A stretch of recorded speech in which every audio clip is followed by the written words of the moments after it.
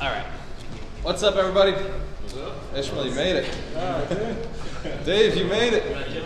All right, so basically this week, this month, again, being January, we know we didn't promote it very well. But tomorrow we do have, not tomorrow, Saturday, Sunday is Get the Deal. So any wholesalers from a wholesalers at? Nice. So Get the Deal, we're going to talk about how to find more property, how to find it fast, and mostly how to work with landlords, right? How to pick up property if you're looking to buy more property as an investor. Where are my investors at? Landlords. Landlords, excellent. So the other side is buying property as a landlord, finding the deals. Right now, we know that on market doesn't make sense, right? No sense. Anybody buying on market? No. Yeah, you buy on Mike, you're awesome. You must be in a market that we're not in. You're in Yeah, market like MLS listed. MLS. Yeah. You found one in North Kingstown. North Kingstown. Had Commercial? 7. No, it was a three family or 2 1-bedrooms and a 2-bed, and they had like 6 offers that were above asking with mortgage contingencies. So And you took it? We came in cash, no inspections. We got it. What'd you pay for it? 200. Shit. That knocked the camera right off? Well, 200, it that's needed- awesome. It needed 2 furnaces and a roof, but we knew that. That's not that bad for North It's cash Kingstown. flowing, yeah. It's all- Yeah. Give Mike a round of applause, guys. That's a good purchase. Not bad. It's on the MLS. So, Get the Deal. The whole point is how to find more property. We're going to be going through aggressive wholesaling strategies, listing agent strategies, landlord strategies. Basically, the point is to get more deals. Who here wants to have 500 units before they die? Bullshit. I think maybe one of you actually feels that way. Well, okay, Frank too, right? But seriously, what are your goals? Realistically, who wants 50 units? Who knows that 50 units is something they'll attain? Right? Who knows 100 units is something they'll attain? Being real with yourselves, is 500 something you're going after? There's a couple of you. 1, 2, 3, right? I never want 500 units. I'll be very real, right? It's not my freaking goal. But some of you do want it. I'll help you guys get there. With Get the Money, the whole point is to train on how to get more property, more units, right? For me, I just want passive income. I'm not into units.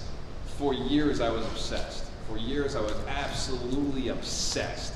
Units, units, units, units, units. Get more units. I have some units that pay me way more than other units. So not all units are created equal, right, Bill? That's right. Not all units are created equal. I've got some asset classes that pay me more than my rental properties. Right, Bill? That's Lending right. money? Does okay. So there's certain things that you learn as you become a more sophisticated investor, as you grow and you gain knowledge, what makes money. But in the beginning, you kind of have to gain some units. Does that make sense? Like but it's not about just units, right? It's about finding assets that you can make more money from passively. So for the wholesalers, hell yeah. I absolutely agree with wholesaling. Like we got to do it. We got to make money. What agents at? Real estate agents in the room?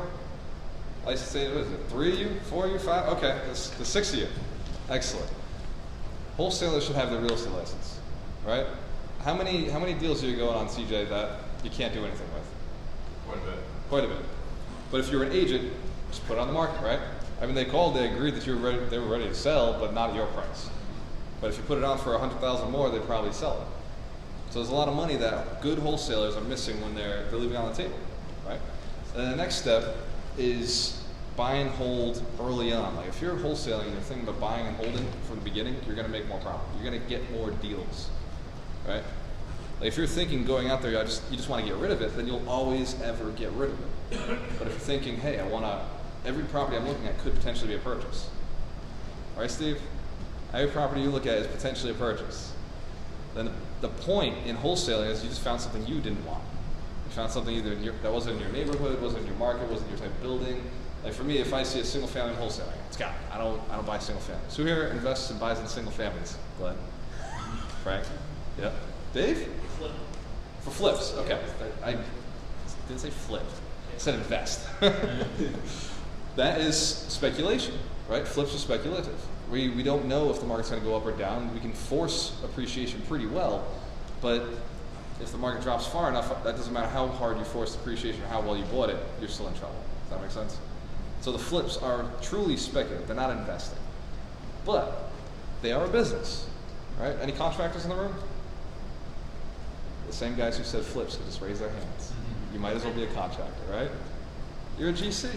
You're a GC. You're going out there, you make sure the project runs well, and if it does, you get paid, and if it doesn't, you don't. Sometimes you pay.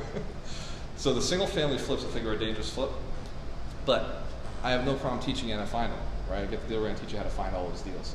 Today's class, I want to make sure that we're discussing something a little more fun, creative financing. How to buy stuff with OPM. What's OPM? What's OPM? I love that you guys know it. I get crazy when I think about OPM. We just raised $2 million in OPM, Ron and I, in the last 2 years. 2 years, he and I, actually, he and I have only put in $80,000 each, and our debt is somewhere around $1.8 million. So in the last 2 years, we've raised $2 million. Right? Who here has raised $2 million in the last 2 years? One? Well, Ron, you don't count. Frank. Yeah. You can't do it just by working, right? You can't get to the level that Frank's at or that me and Ron are at by just working and earning money, right? Being an agent, being a wholesaler, it's not going to get you there. Impossible. There's only one agent that I know right now who could probably say that he could do it, and that's Kyle Siebert, right? Because he's earning a massive amount of money through his process. But at the same time, he's smart enough not to just use his own money either. He's using the lenders. He's using the banks. You guys getting this? He also is on track to own 100 houses, right? You can have more if you work more. You can have more if you deliver more. Does Kyle have any more hours in a day than we do? Really? He's earning 100 times, 100 times the average agent. 100 times more, right? If the average, and we're talking, he's earning probably closer to 250 times the average agent. There are real estate investors who are earning 100 times what the average real estate investors earn. Right? My portfolio growth, just Ron and I, we went from no units to 50 units in 2 years. No units to 50 units in 2 years. Mike Shine, how many units do you want this year? 50. Give Mike a round of applause. It's a good number. How many units are you starting with? Right now? Yes. 16. 16. So you have a head start over Ron and I. Ron, how many did you start with last year? 14. It was 14. I know the number. We started with 14 units last year. Now, in between that, we did have other units. The year before, we got to 42. So we did do this flex, where we just picked up a lot in a very short period of time. We sold a bunch of it, and then we doubled down and picked up double. That strategy makes sense? Between the two of us, we actually have 57 units, because I still have 7 in my side portfolio, which I'm looking at bringing over. I'll have to just combine it all so I don't have to do any more paperwork. Because Ron is good at the paperwork side. Would it be cool if we talk about some creative financing strategies? Yes? Yes. Yes or yes? Yes. Yeah? Name some you've heard of. What do you got? Hard money? Hard money. Okay. It's not that creative, right? What's the other one? Subject to. Subject to. It's not that creative, right? Just taking over a mortgage. Go ahead. Seller financing. Seller financing. Also not that creative, right? Everybody knows these things. What else you got? Private money. Private money. Nice. I like it. I love seller financing. I love subject to. I love hard money. What about the FHA owner occupied? Right? Like that is, like everybody goes to the crazy ones, the hard ones, right? Start with the basic. No money down now. It's no money down to go a conventional mortgage. Who here owns a house right now? That is a single family. Smart man. All right, smart. Smart. Yeah? That's okay. You got like 5 kids. You're allowed to have a big house. Right. So that first investment really, if you can delay gratification and go after the multifamily, it's the easiest form of creative financing. Anybody got VA? Yeah. For you in here. Thank you for your service. Thank you. I have 2. You got 2, VA, right? No money down. CJ, did you guys buy a multifamily with the VA? I thought you meant mutual So did I. Oh, all right. 'Cause I was gonna say, Frank, I know you served. Yeah. That's all right. I'm taking back yours and yours. So you got virtual assistants, very good. On the wholesaling side, that is going to be tremendous for marketing. Even if you decide to get into private money, who said private money? Private money. So private money, you can use a VA to really build your list up and market to. When I said VA, I meant veterans, veteran authority. Just keep in mind, Go ahead. there's a cap. There's a cap Yes. on the VA. Yes. It's $500,000. They remove that as of this month. They just removed the cap. No cap. No cap of the VA. Back in the game. Give the VA a round of applause. Thank you, Steve. So creative financing, it doesn't have to be complicated or stressful or crazy. It could be as simple as sucking it up and selling the single family and going into a multifamily, right? I'm not looking into the people who already have told me that they'll never do that, including you now. All right. Go ahead, Mike. USDA. USDA. If you are into two families, single families, you can get into a rural market and you can buy a house USDA. Right? USDA is, again, no money down. There's absolutely nothing involved. Conventional mortgages right now, you can buy with no money down. Right? We're talking normal lending. Go ahead. And USDA, what you think is rural is Swansea's USDA. All right. It's parts of North Kingston. North Kingstown is considered rural. You check them out. Yep. So these are programs that any lender in any bank will tell you about. These are not like complex, crazy structures. It's how I bought my first 4 houses, though, FHA, and Mass Housing. Which, by the way, Mass Housing, if you ever have to use them, they suck. Saying it. Mass Housing is very difficult to work with, and then even once you get the mortgage, they're very difficult to work with. Any kind of, even if you like change your address, it's a. Did you guys buy Mass Housing? No? FHA? Nice. FHA's rates are competitive now. The PMI is half of what it used to be. PMI used to be 1.6, now it's 0.8. Right? So PMI has gotten cheaper. So all this, like, I can't tell you how many of my students or my clients tell me, oh, well, what about PMI? Like, I don't want to pay that. Dude, pay it! Who cares? It's so small. It's such a small piece. If you're cash flowing good enough, pay it. Right? So these are easy strategies. Who can come up with 3.5% down? Right? On pretty much any multifamily, you can come up with 3.5. Who can come up with no money down? You could do this, right? Yeah? You sure? There are options to combine some of these. The other one is commercial lending. Has anybody got a commercial loan right now? Yes, yes, yes, yes. Isn't commercial great? Like, they don't even care about you. Like, I've never been so happy to have somebody not care about me. You go to the commercial lender and you're like, all right, so can I get pre-approved? And they say, yeah, we don't do that. What do you mean? Like, I want to know how much I can afford. Bring me a building. Bring me something that cash flows, right? They talk about your DSC and your global DSC. So they talk about you a little bit, right? Global debt service coverage. They'll talk about that just a little bit. As long as your credit's right and you're not behind on your bills or you don't have too much crazy looking debt, they're fine. They just want to know that you can pay your bills. But for the most part, Ray, what's up? Everybody point to Ray and say, hi, Ray. Ray. Sorry, brother. Ray is more of what you call an introvert. So that makes it more fun. Sorry, brother. He's a good friend of mine, so we can get away with this. But if he wasn't, I wouldn't do that, just so we're clear. So the commercial loans are not just typical standard 25% down loans. This is what they'll tell you up front. As soon as you get in, they're going to tell you, yep, that's 25% down, you got to put that down. First conversation. But if you ask, they have so many tricks. There's, well, the seller could hold 10% or 15%. Or, well, have you gone and talked to the city to get a TIF? Have you considered going and getting historical credits or low-income credits or the, what's it called, market rate housing? Anybody familiar with market rate housing? Market rate housing. Okay, wow. Free money from the government to develop. Free money from the city and the federal government to develop. Here in Florida, we have CPC. So market rate housing is, they'll hand you money from the community development, right? Like the board literally says, okay, they're doing this project, they're going to bring property to market rate. we're willing to give you money for that. Historical credits. You guys familiar with historical credits? Yeah.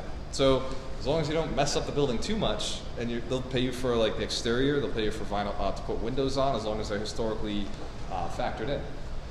There is money from I think it's minimum housing, low income housing. Those credits, right? You're using some right now, right, Nikhil? Trying to, yeah. Trying to in Worcester, right? Huh? Trying to in Worcester or locally? Fall River and Worcester, yeah. Both cities. Okay. So I was in with Mike Dion, who runs the local community development board here in Fall River, and he was telling me about projects where you can actually. What's up, Matt? I'm not even mentioning Matt. Don't look at Matt. We're upset that he's coming in late. See, Matt is an extrovert. He would love your attention. We're not giving it to him. What's up, brother? So, I think it was about $100,000 per unit. They can only do 11 units, but it's about $100,000 or sometimes a little bit more that they'll give you to go and fix these buildings up, as long as you're fixing the buildings up. And they can't go beyond 11 units. Yes, it comes with deed restrictions. Anytime you go into the government to get money, just know that they have some rules around what they're looking to do. But this is also creative financing. You guys are getting this? It's not the normal stuff. Is this new to anybody? Yeah. Okay.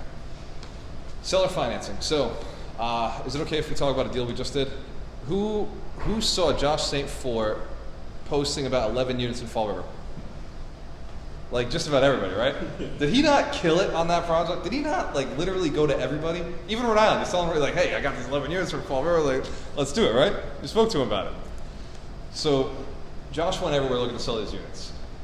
And in the end, I ended up buying them, right? Do you anybody remember what the price was on them? $750 originally. $750 for 11 units in Fall River. Decent deal. It's not a exciting deal, but it was a decent deal. On the Walter deal. It wasn't a Walter deal, right? So we ended up buying it for $600,000, right? Everybody saw it. Everybody saw this deal. It was in front of. This was not a secret deal. This was not like hidden, right? It was off market, but barely, right?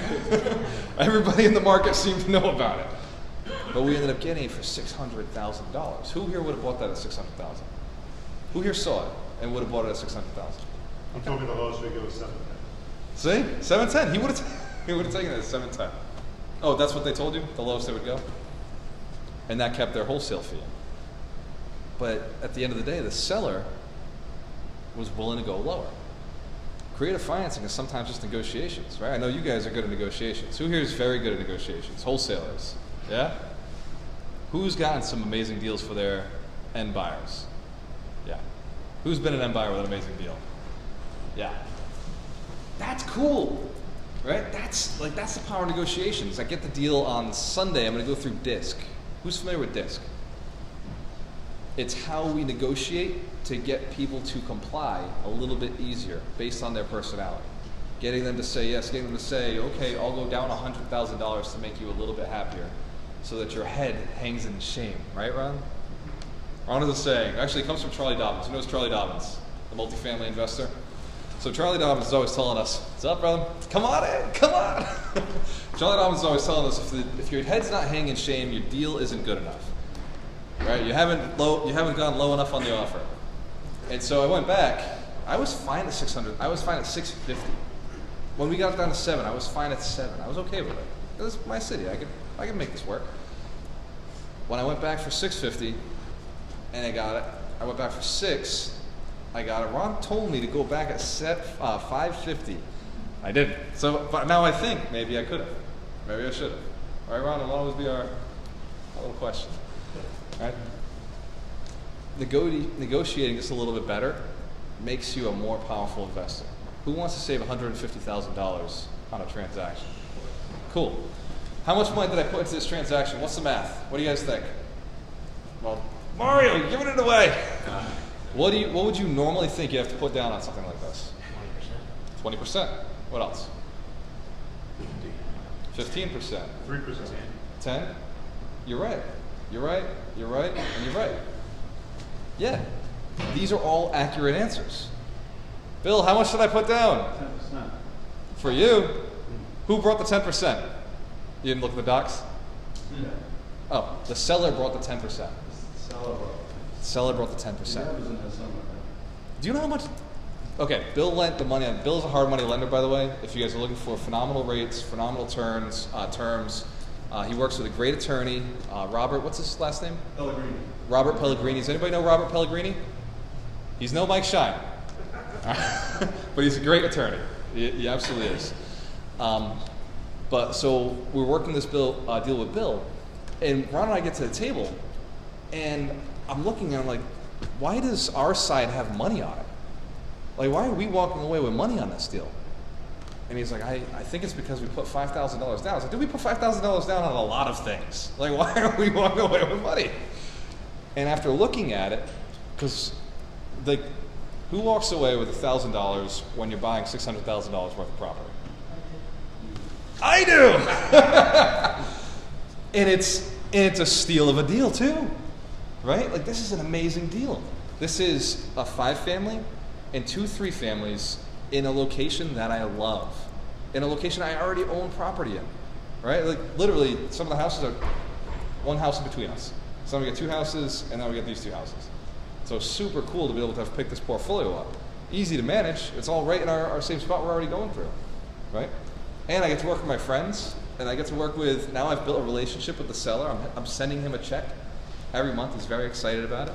Because currently he actually has seller financed another house that he's not getting his payments all the way on time all the time.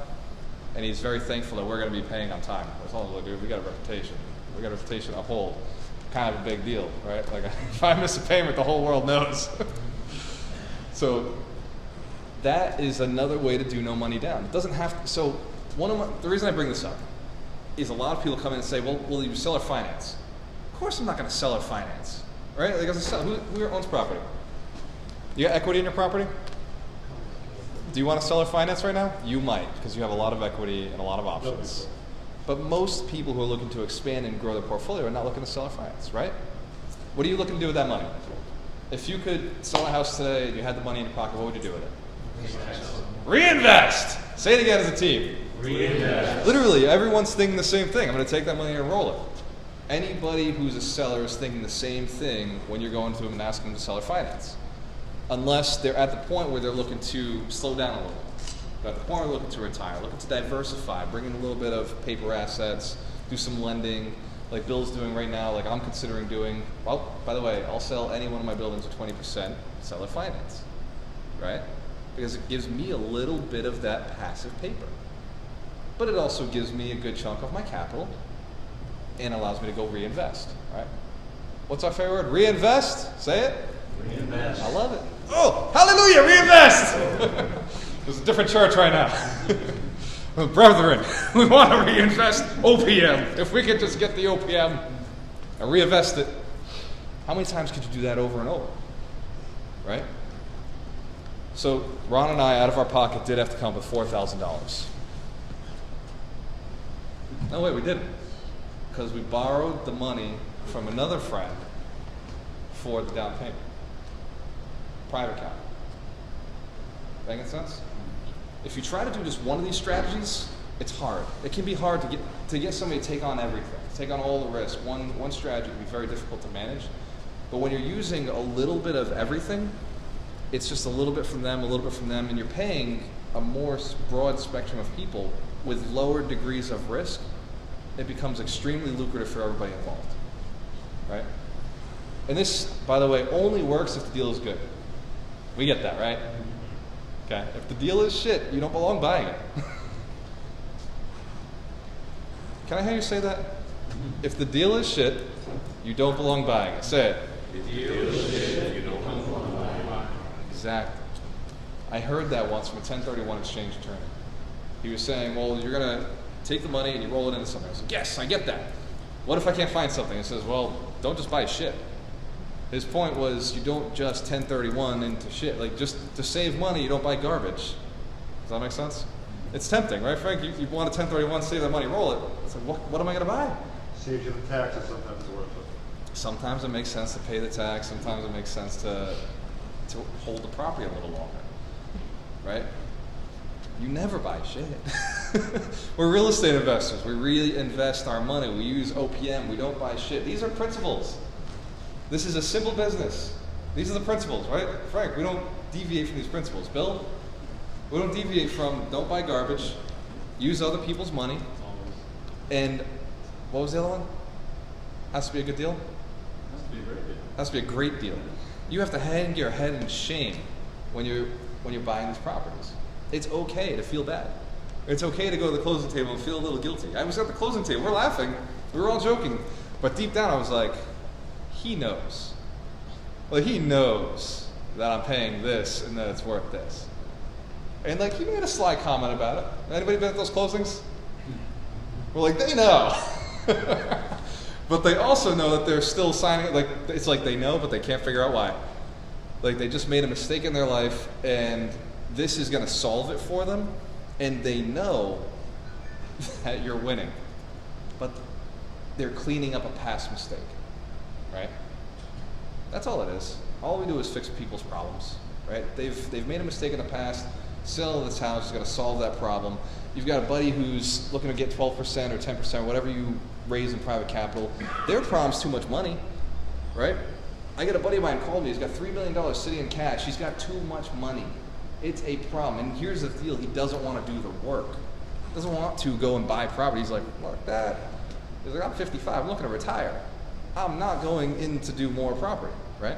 He doesn't own any rentals himself. He runs a successful business. He likes that business. But he also can't reinvest that money in that business. What's up, Keno? We see you, brother. Taunton in the house. Give Keno a round of applause. That's a good guy. How's that flip going? Great. Yeah? Nice. That was a creative deal, right? So when you're evaluating these deals and you're saying, can I get seller financing? Don't be afraid to notch back. Don't be afraid to scale back and say, will you hold a note for 10%? How much easier is it to buy a property without having to worry about 10%? Is it easier? Yeah. I'll take the nod head. They're nodding their head yes. It's easier. It's significantly easier, right? Who could do $1 million deal if 10% was all you had to raise? Who could do a, I don't know, $300,000 deal if 10% was all you had to raise? More hands. Who could do a $200,000 deal if 10% was all you had to raise? Who would want to do a $200,000 deal with 10% down? Yeah. Only a few of us now. We're like, I want bigger stuff, right? We're getting there. That's good. The room is getting better. It means that you guys are doing great and everybody's progressing and moving forward, right? So, you've got the opportunity now to go out, operate with the pullback system, right? Yeah, always start with something. Will you hold the note? Well, hey, will you hold the note? Of course, right? I just talked to a guy in Middleborough. I don't know if you talked to him, Bill, but he put in seller financing 2% for 8 years. Has anybody ever heard of that? It shocked me. I would never agree to less than inflation, right? For 8 years. And yet this seller did, right? Now, we didn't get into the details of the property. They may have overpaid for this property. There could be a reason that the note is so lucrative for them. But the point is that it's negotiable, right? I'll oversell a property and still charge 12%. Right, Mike? I'm going to charge 14 and 2. Hell yeah. So it's a, what is it? The market will bear. Whatever the market will bear, right? There are times where I can get my hard money for 9%, 10%. There are times where I pay 12%. There's times where I paid 14%. There's times I paid 16%. Because it was what I had at the moment, and I had to close. Does that make sense? Who cares about percentages when you're in and out of that anyway? If you're in and out of it in 3, 6, 8 months, as long as it's a multifamily and the cash flows, who cares, right? Utilize that cash flow, keep it going, run it, and move into the next property. Now, commercial is interesting. Commercial is a beautiful space. Commercial will allow you to have the seller bring 15% in a seller finance note. Did you know that? They want the 25%, but it doesn't have to be your money. They understand the concept of OPM, right? They're commercial. They're in the business of business. This is what they do. Now, commercial rates are a little higher than residential rates. And the terms, I was just talking to Glenn, right? We were just talking about terms. Commercial terms are typically 20 years. So yes, your bill is up a little higher. Who has multifamilies or investments in the 30-year note right now? Those are cool, right? Those are cool. Those are cheap loans. When you put a 3-family into a 20-year loan, it doesn't cash flow the same. Does that make sense? It's something about the amortization schedule and not having as many years to pay it all off. The payment goes up a little higher. Just like a 15-year note, the payment goes up a little bit higher, but you're doing well in the long term. Here's the other funny thing about commercial. It is adjustable rate, right? The rate goes up, the rate goes down. You can do 5-year ARMs, but typically, and that's what we typically use, is 5-year ARMs. After the 5 years, they're going to go into a flexible rate again, and you're going to have to reinstate those 5 years. There's prepayment penalties. Unlike hard money just wants their money back. The bank doesn't want their money back. They want you paying interest, so they put prepayment penalties on the notes. So these are little elements to be aware of, because if you don't have the full scope, you can go into real estate and make a lot of mistakes. Yes? Who here's made mistakes? Yeah? Oh, so you've bought a house before. Excellent. So there's definitely a learning curve to it. Who here has ever been in a situation where you're just looking down and you're working, and maybe you're going after units and you've acquired a lot of units, but then eventually you look up and say, man, units were not what I was going after. Maybe I'm the only one who's experienced that at this point. But units are great. Cash flow is better. Yeah. Right? What do you think, Frank? I love it. It's true. Units are great, cash flow's better. I have a buddy who's got a building that pays him $10,000 one tenant, right? One unit, $10,000, commercial. Doesn't need more units, needs more buildings, right? Walmart pays $100,000 a month for their note. Are they hurting? No, yeah, depending on the location, right? Like, are they hurting?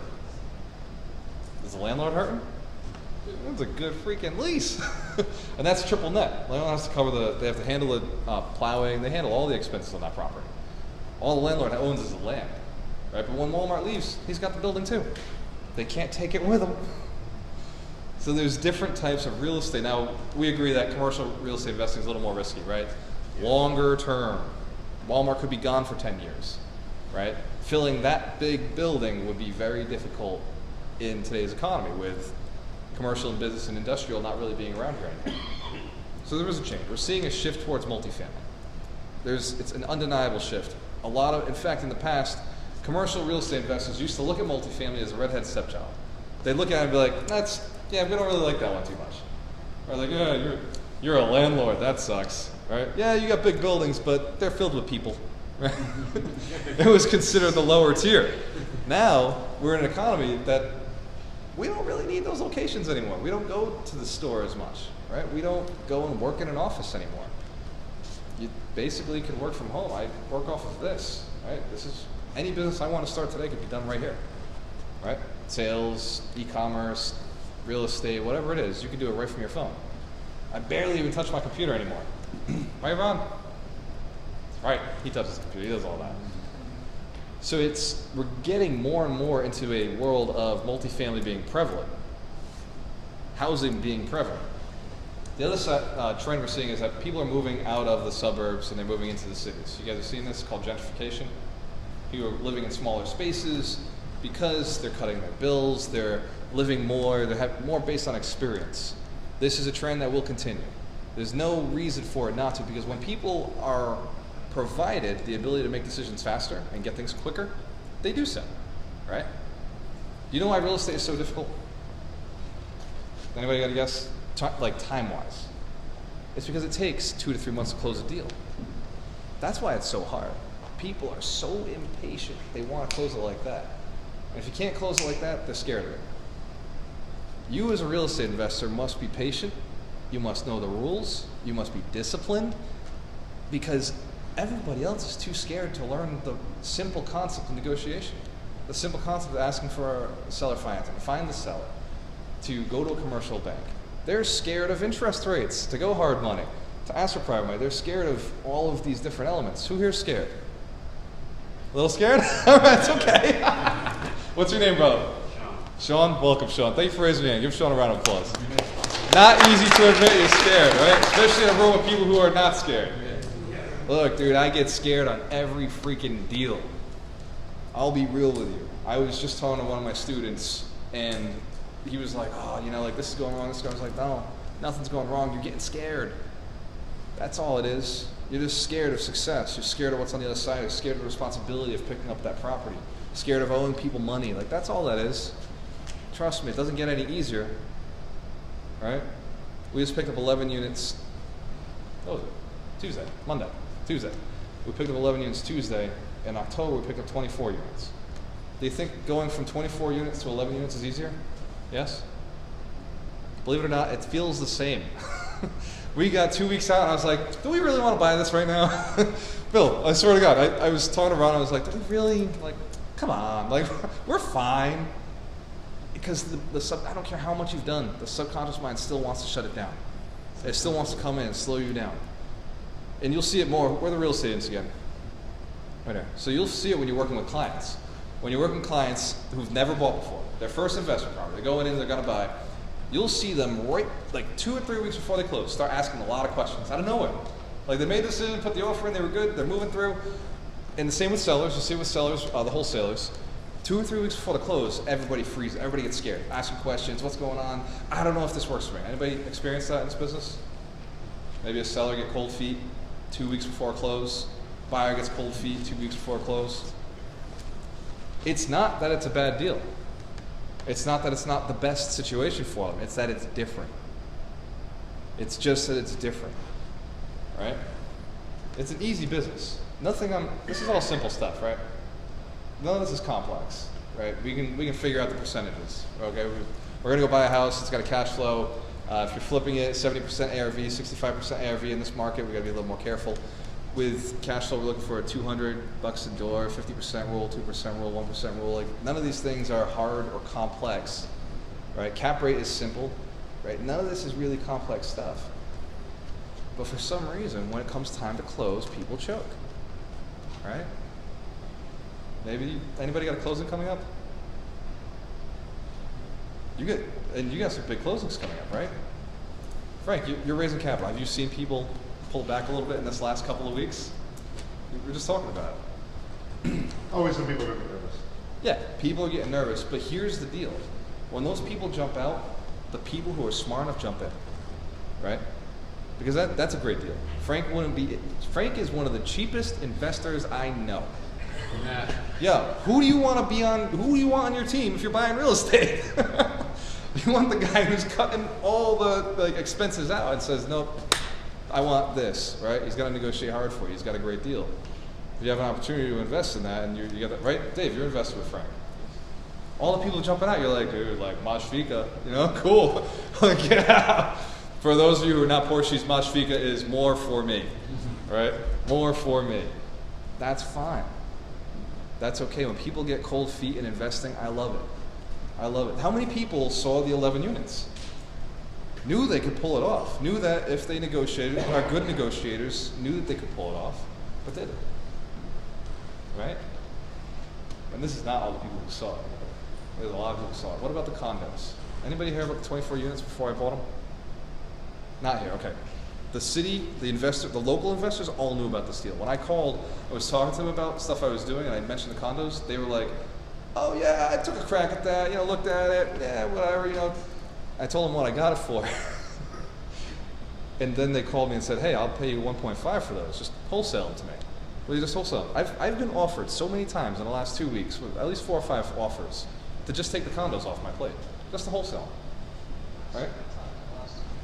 What is it? Oh, oh, you got video? Mario, you want me to pull you in front of the class here? Come on. So the condos, you want to know how we finance those? Anybody heard how I finance the condos? You want to hear it? Or? Yeah? All right. Ron, how much money did we put into the condos? How much of our money? Yes. So far, none. Technically we did have to put $28,000 in up front, but then we pulled that money back. We went and raised capital and pulled the money back. So we're into it now for nothing, But initially, we did put $28,000 to buy $900,000 worth of real estate. Really worth $2.4 million. So who can find the money to do that? I think we had to raise $300,000 in private capital, and then we had to raise about $600,000 in hard money. So it was a little bit of a hustle. It was a little bit of work. Frank, how much are you raising right now for the Idaho deal? We were raising a total of 900,000. Raising a total of $900,000, right? Is that a lot of money? Or is that just what Frank's capable of raising? Right? It's relative.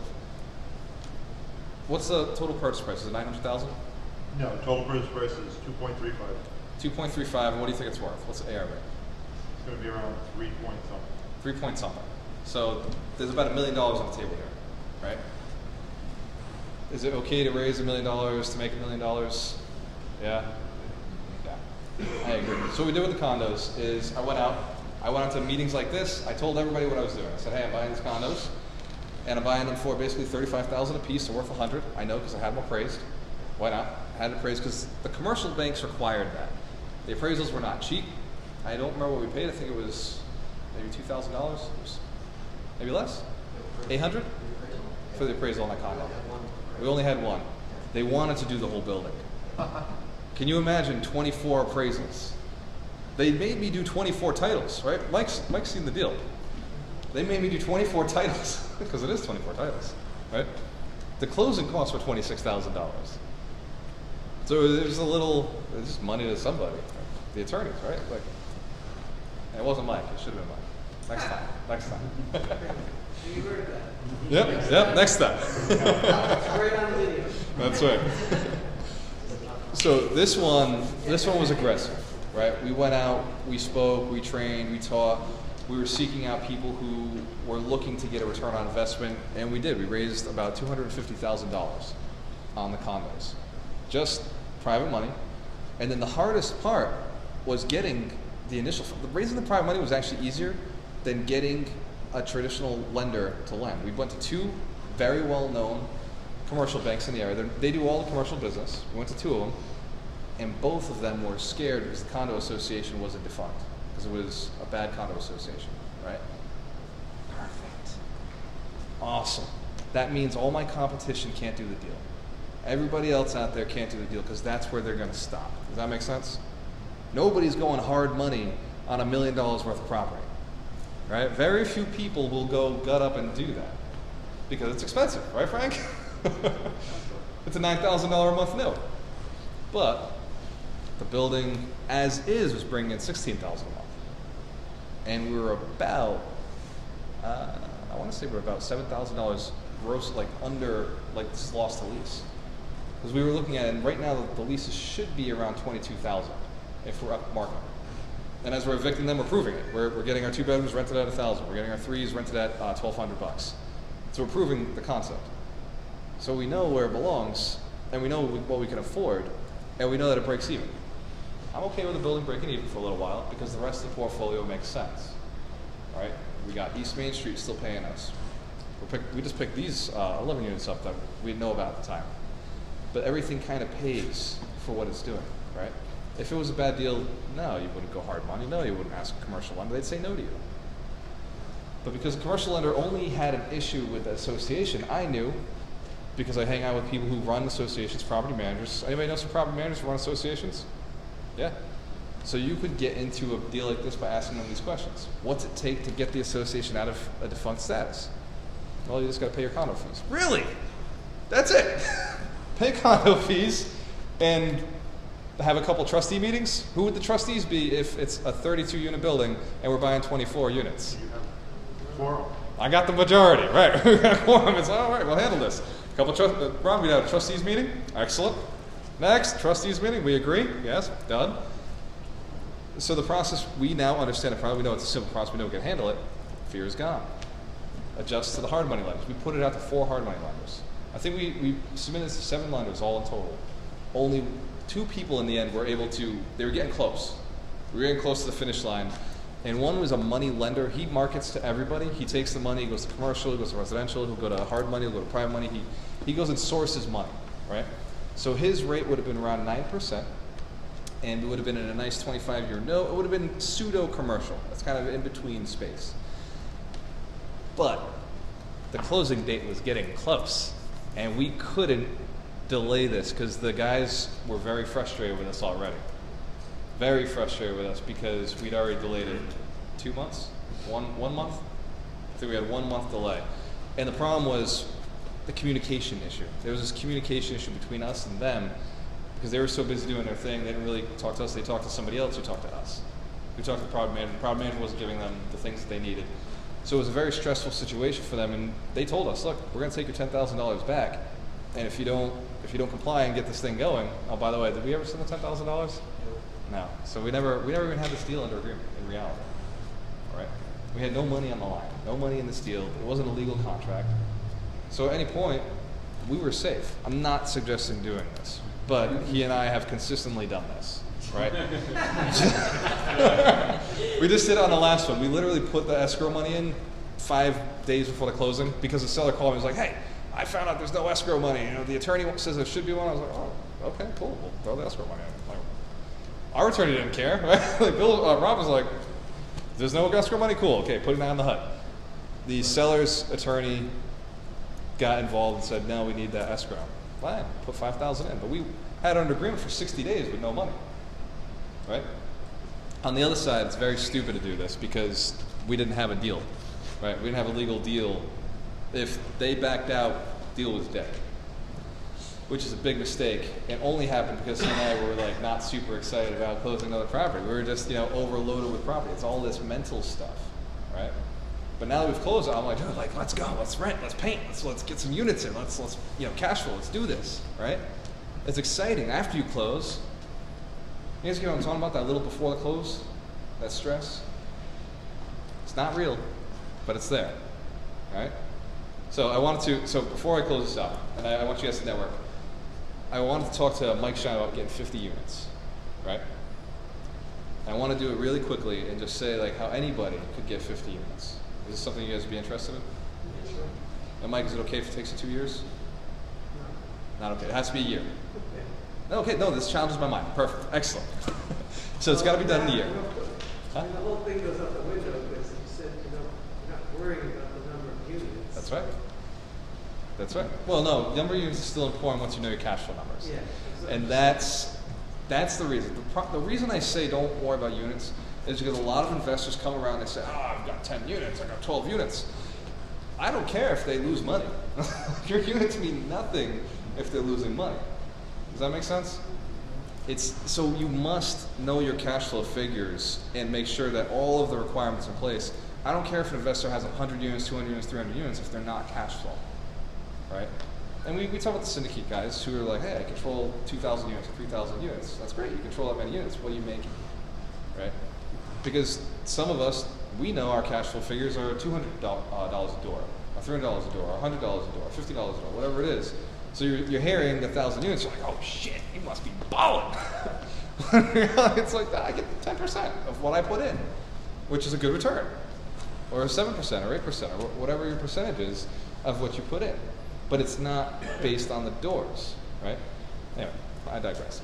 So, Mike Shine's figures on 50 units make a lot of sense. Your units make sense. You like your cash flow. What are you cash flowing per unit? Estimate, guesstimate. Throw a number out there. Just don't tell me $1,000. It's not.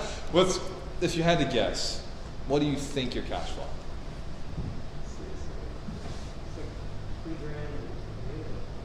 It's like $3,000 a unit per year. Per year. So divided by 12. I'm going to say $200 a door. Sure. 200. Yeah, it's probably a little more than that. $250 a door in that ballpark. Okay. So 250 is tough for me to do math. We're going to go down to 200, and I'll give you an extra 50 at the end.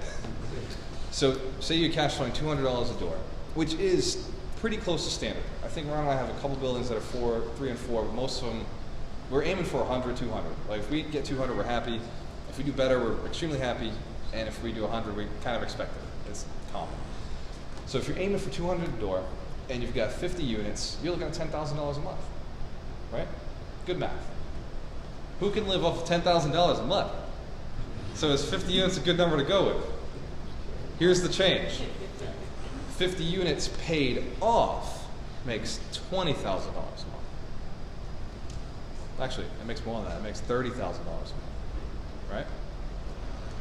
Depending on your debt, depending on what you're buying them for, depends on your market. But if you're making about $200 a door, when you pay off those 50 doors, you're making 3 times that. This makes sense.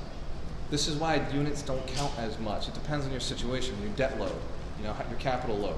Like how you got into it really dictates. If you're in everything at hard money, because we've been in hard money for some products for a very long time, the cash flow is much smaller. When we refinance, it's like, woo, pay raise, increase. In fact, one of my buddies just told me he's just made an extra $2,500 a month from a little refinance. 1% refinance. And I was making an extra $2,500 on just a couple of his buildings. One little portfolio he has. He's got a bunch of portfolios. So maybe you don't need a couple more units to cash flow. Maybe you just need to refinance. Does that make sense? Maybe you need to pay some debt off. Like we sell the condos so we can reduce our debt. Anyway, I digress. How to get from 50 units if you've got 14? Because going from 0 to 50 is extremely hard work. The first 3 units probably need a few months, probably close to a year, just to figure it out, right? McMurray's, you guys are experiencing that right now? Are you going through the growing pains of having bought your first multifamily and it's like, I can't think about buying anything else right now? But you passed it? Passed it. All right, give him a round of applause. Passed it. There is easily a 2 to 3 month period for your first rental property. All day. Don't come into it saying, I'm going to buy 100 units this year and you never bought one. Unrealistic, right? Unless you've got somebody else swinging hard for you, right? Unless you have the connections that somebody else is managing, somebody else is doing marketing, if you've got a good team and somebody else is doing everything, is possible, right? Because I don't want to say anything's impossible. Because I know right now that if I decide to go buy 50 units in a year, I could do it. Because I'd get a team of wholesalers, I'd hit my one market, I'd be in one market. That's it. You can't, it's hard to invest when you're all over the place, right? But if you're a one market and you're telling everybody I'm looking for 50 units, looking for portfolios, and you get wholesalers like working for you, training them, teaching them, get the deal is how I do it, right? Teaching people how to get the deal, teaching people how to find property, real estate, teaching them the tricks that I use, how to build their mailers and build their campaigns, how to go door knock, how to get the phone calls, how to do the lists. I buy the lists, right? I'll buy the list because it's cheap. And then I'll train them to call the list because that's expensive. Your VA calls, they do phone calls? They call for you? Okay. So you can get a VA to do it, but they'll never sell as good as an American, right? It's just a rapport thing. People speaking to people, it's easier for you to close a transaction if you're speaking the same language. So you build a wholesaler team to go out there and hunt for property for you, bring you the deals. At the same time, you're raising capital like you've never raised capital before. You're telling people you're buying a 50-unit portfolio before you own the 50-unit portfolio. Does that make sense? You're running the numbers. You're taking my numbers. You see the portfolio I just put out. Everybody saw the 50 units of fall for sale? Yeah? No? Really? All right. Yes. Shoot me a text. I will send it to you. You've seen it. Has anybody not seen it? Who hasn't seen the 50 units of fall for sale? All right. So shoot me a text later. Everybody has my number? Yes? Yes? Okay.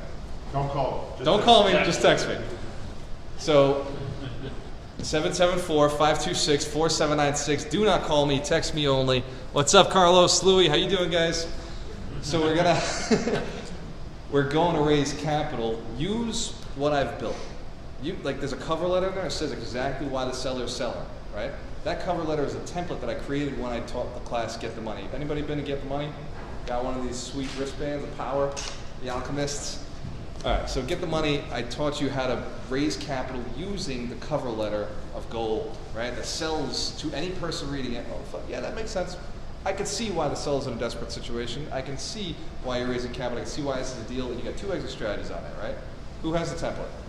Who wants me to send them the template? Okay. Shoot me a text, just ask for it. I'll send it, no problem. So in that, and we also do the Bigger Pockets calculator. Like Frank has seen the Bigger Pockets calculator. Anybody who's seen the 50 units, that's clearly BP calcs, right? They're BP calcs for rental. And if we were raising capital, we'd also have the BP calcs for flips. Put both in there because you want to show your investors that not only is this a strong flip, it's also a strong rental property. You can hold either side because that's your 2 exit strategies when you're getting out of this. So you have your cover letter, you have your BP calcs, And then the third piece is you have a promissory note. Anybody ever work with a promissory note? Raise capital with a promissory note? Yes, yes, attorneys, yes. So basically, when you're raising capital, and this is not, and I want to be very careful when I say this, with a syndication, you have a very strict guideline, set of rules, you're SEC regulated. With raising private capital, you don't have those rules, you're not SEC regulated, as long as you follow the rules. Does this make sense? I suggest you Google them. There's a book called Get the Money, which is where I came with the name of the course, Get the Money. And what she wrote is all the little rules in there. And there's books for raising private capital so you can do it legally. Raising private capital the legal way, I think is the name of the book. Actually, if you guys remind me, I'll put it in I'll post it later on today. There's 5 books on raising capital that have been phenomenal for me, yeah? That book you mentioned, is it by Christine? Yes. Okay. Yeah, orange, green cover with white in there. Yep, that's the one. Okay, you buying it right now, Ishmael? Get it. Raising capital is a gift. It's a skill. It's a muscle. Frank right now is at the peak of real estate investing. I'd say in the room, he's at a space where everybody wants to be, right? We all know Frank Padalano? Yes? So he's raising capital for syndicate deals out of town, out of state. So Frank, what is the biggest thing you have to do for that deal? You find it, you evaluate it. What's the real work? He said aside to know. That was my main thing. Yeah, raising the capital, everybody else seems to be having an issue with. You're doing most of the brunt of the work on that. Yeah, that's a skill to have, right? It's a skill that you must acquire. Me and Mike Shine were talking about this earlier. Well, a couple weeks ago, we were talking about should he invest his own money into his own deals, or should he raise capital and still keep his capital out invested with other elements? I told him both, right? You never want to lose the skill of raising capital. Just because you have your own doesn't mean you don't want to have the skill of raising capital. So Grant Cardone built everything, right? It's all based on OPM, borrowing other people's money. It's how we bought these 11 units. It's how we bought the 24 units. It's how I bought, well, actually Eastman was our own money. So there is that. But for all the other stuff that we've bought, we've used OPM. We've used other people's money. When he and I were rolling our own money, it took longer. When he and I were rolling our own money, it was scary, right? Now that I have the raise capital button, I'm just like, raise capital, let's go. Engage. So you want to raise capital, right? Mike, anybody who's looking at 50 units, Mac Murray's, Mike, who else is going for 50 this year? All right, it's you two. Steve, don't put your hand up. I'll hold you there. You know what? 5 years retirement. That's our plan. You are a more reserved person. I'm not going to put you into this crazy scheme. This is intense, right? But if you get your wife here, maybe she's the crazy side. Maybe I can get her. All right. Get her here, and maybe we will get it. When you're going 50 units, it takes work. It takes teamwork. It takes, being engaged, having those skills, right? And I know that Mike has it, and Steve, I believe you do too with your wife. I know that Andrew and Amy have it. And obviously Frank has that ability, right? Bill, right? Strong partnerships make a difference. Am I right, CJ? Yeah. So, you're raising capital for a deal you don't have yet. You're not taking their money, because that costs money. But you're saying, hey, if something like this came up, would you be interested in it? Right? Anybody who was at Get the Deal heard me say this. You're raising a list of investors, seeing if they're interested, seeing what their pain threshold is, bringing them in. By the way, I just want to say, do not borrow money if you can't do a deal. The first deal is your money. I don't believe the first deal should be other people's money. Right? If you can't save up enough to do a no money down, buy your own house, don't take other people's money. You guys get this? Yeah? I'm very serious. If you can't invest no money into buying a house, that means either your credit's messed up or you haven't been stable with a job. And if you can't prove stable income and you can't prove paying people back, then you shouldn't be borrowing other people's money in the beginning. Does that make sense? Do we agree? This is probably a good baseline for anybody who's lending money out to people too. Right? Right, Bill? If they can't pay, the bank is not in the business of losing money. Right? You shouldn't be either. So if you're borrowing people's money, please have a deal under your belt. Before I continue, I just want to make sure that disclaimer is out there. So you want to be raising capital by getting people who are interested in a 50-unit deal. Know what the numbers look like. In Fall River, you're talking about probably $4 million.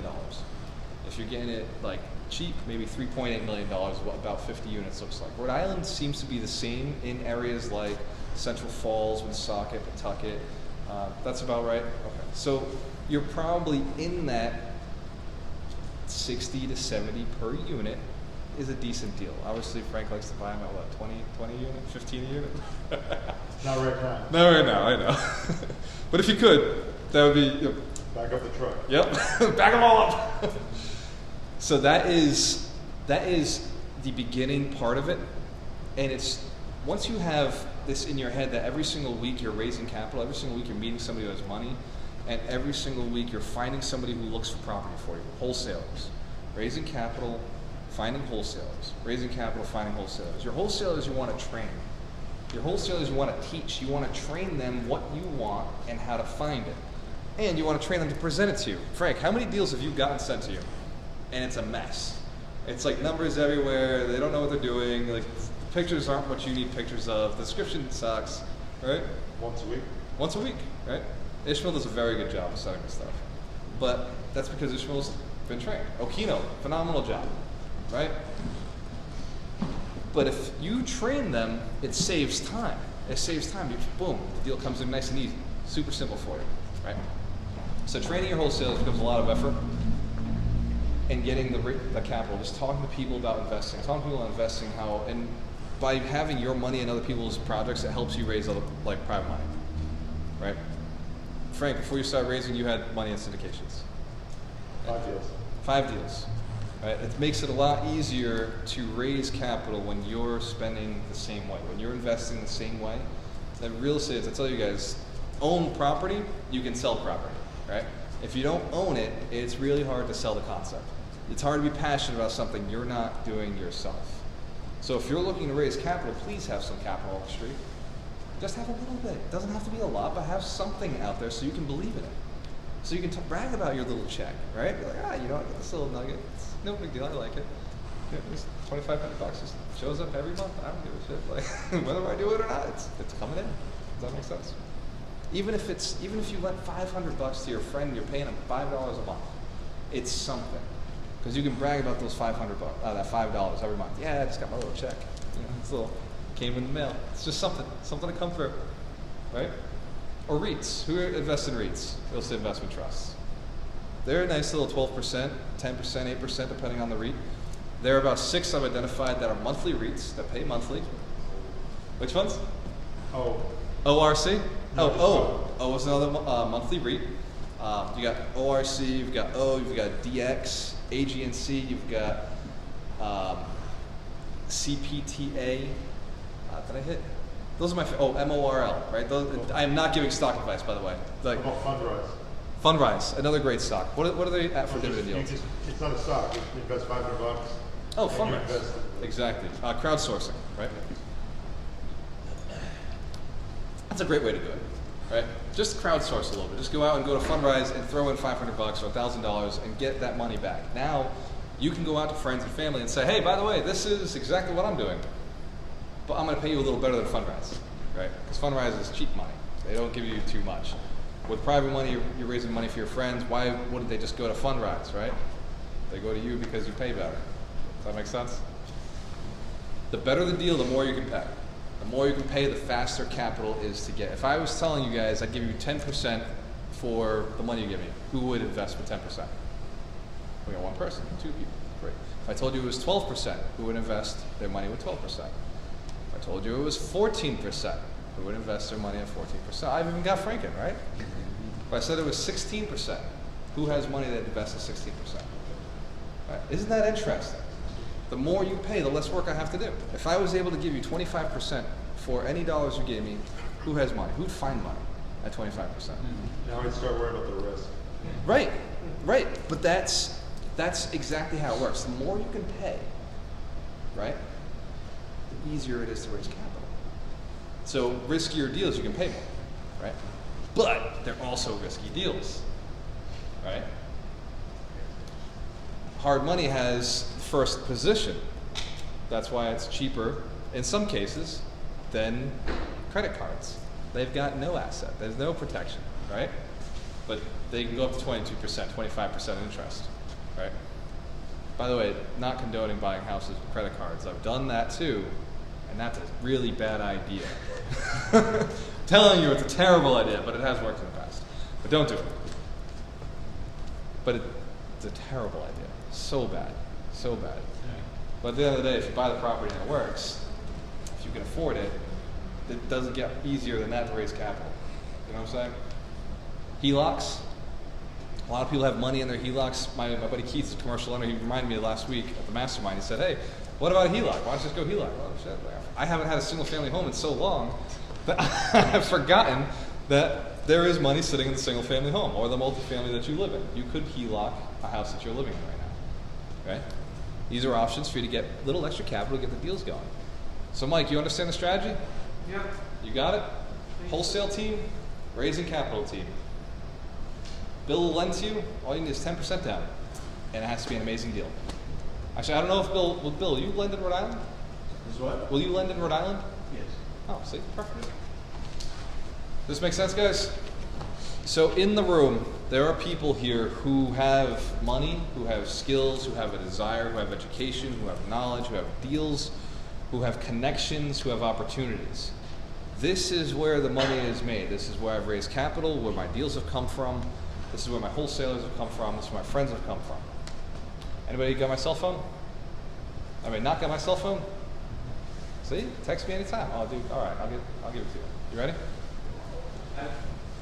You got your phone on you? All right, here we go. I think Matthew Bailey with me at David. Oh, you're friends with Matt? Yeah, you know. Matt was supposed to be here tonight. Yeah, he said he was coming, and then he was like, dude, I'm not going to be able to make it. No worries. All right, that said, guys, network. This is your opportunity to make a lot of money. Books for sale, if you want to buy the book. Get the Deal is for sale. It starts Saturday. So if you don't pay by Saturday, you don't get to be at the course. We are still going to hold the mastermind Saturday. So anybody who comes to our normal mastermind at 10 o'clock, you're still welcome to come. It's going to be a little different because we are running Get the Deal. And we are going to kick you out at 11 o'clock because we're running Get the Deal. But if you come for the mastermind and you get a little bit of FOMO and you want to stay for the rest of Get the Deal, you can come and pay for the day. Does that make sense? Is that fair? Guys who already paid, we agree that's cool? Yeah? All right. Give yourselves a round of applause. Great stuff, guys. Network, meet, make some money. Well, you can't make it. It's already been made. Just got to collect it. Recollect from people who've already collected it. All right, give yourselves a round of applause. Yeah, there you go.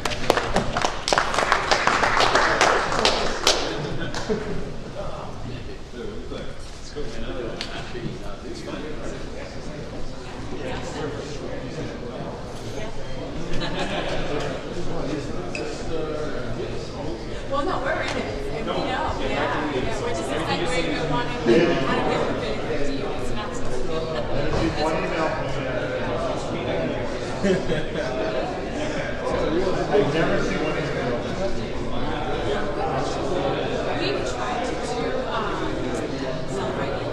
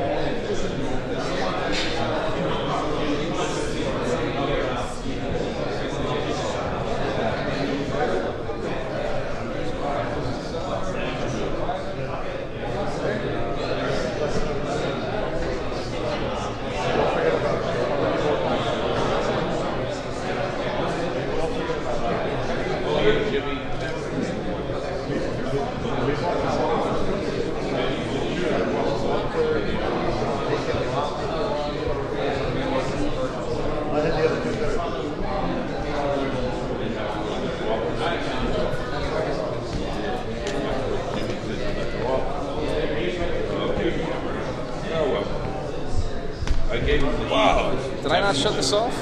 Chat after? Chat. We will chat right now. You want to chat on camera? Maybe. Yeah, let me shut this off.